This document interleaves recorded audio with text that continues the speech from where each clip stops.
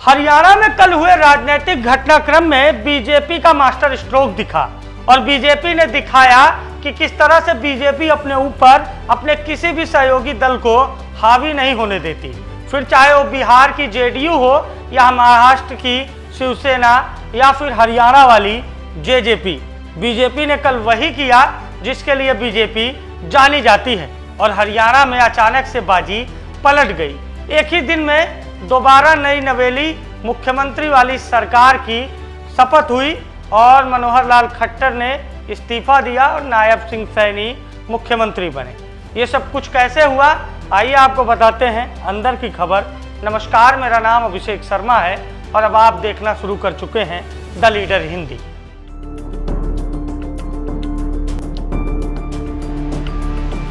हरियाणा में कल सुबह राजनीतिक सरगर्मियां शुरू हुई। दोपहर होते होते तत्कालीन मुख्यमंत्री मनोहर लाल खट्टर और उनकी पूरी कैबिनेट ने इस्तीफा दे दिया और शाम होते होते नई सरकार का गठन भी हो गया। और ये सब कुछ हुआ एक सहयोगी को उसकी राजनीतिक हैसियत से रूबरू कराने के लिए, जो बीजेपी अन्य प्रदेशों में पहले करा चुकी। लेकिन हरियाणा के लिए ये जरूरी था, ऐसा बीजेपी थिंक टैंक का मानना है। सहयोगी का नाम है जेजेपी, यानी 2018 में चौटाला परिवार का दूसरा पक्ष जननायक जनता पार्टी, जिसके नेता अजय सिंह चौटाला और उनके पुत्र दुष्यंत सिंह चौटाला हैं। बीजेपी ने जननायक जनता पार्टी को खुद से अलग कर दिया और अब जननायक जनता पार्टी लोकसभा की सभी 10 सीटों पर चुनाव लड़ेगी और आने वाले 2024 के हरियाणा विधानसभा चुनाव में सभी 90 सीटों पर प्रत्याशी उतारेगी। ये ऐलान पूर्व डिप्टी सीएम दुष्यंत सिंह चौटाला ने किया।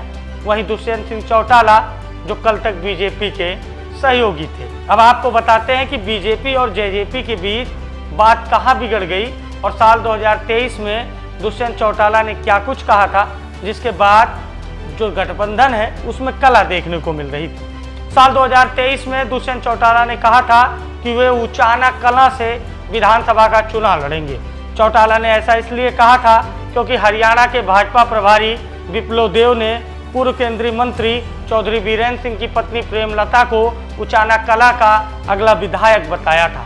चौटाला के बयान पर विप्लव देव ने भी पलटवार करते हुए कहा था, अगर जजपा यानी जेजेपी ने हमारी सरकार को समर्थन दिया है तो कोई एहसान नहीं किया है, इसके बदले में उन्हें मंत्री पद दिए गए हैं। विप्लव देव और दुष्यंत चौटाला के बीच तत्कालीन हुई ये बातचीत और ये बहस के बाद ये कयास लगाए जा रहे थे कि प्रदेश में बीजेपी और जेजेपी गठबंधन में बड़ी दरार आ सकती है। हालांकि गठबंधन टूटने का दूसरा कारण जेजेपी की राजनीतिक महत्वाकांक्षा बताई जा रही है, जहां जेजेपी के नेता दुष्यंत चौटाला सोमवार को बीजेपी के राष्ट्रीय अध्यक्ष जेपी नड्डा से मुलाकात करने पहुंचे।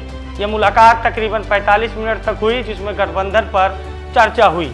इस मुलाकात में जेजेपी की मांग थी कि भिवानी, महेंद्रगढ़ और हिसार की लोकसभा सीटें उन्हें दी जाए। इस मीटिंग में जेपी नड्डा ने एक भी सीट छोड़ने से साफ इनकार कर दिया। उन्होंने चौटाला से साफ साफ कहा कि हम आपसे अलग होकर भी सारी 10 सीटों पर चुनाव जीत सकते हैं। हरियाणा में लोकसभा की 10 सीटें हैं और इन 10 सीटों पर बीजेपी का कब्जा है। हालांकि बैठक का नतीजा क्या रहा, इसके बारे में किसी पक्ष से औपचारिक तौर पर कोई जानकारी नहीं दी गई। गठबंधन में रहते हुए दुष्यंत चौटाला के कई बयान बीजेपी के लिए गले की फांस बन गए थे।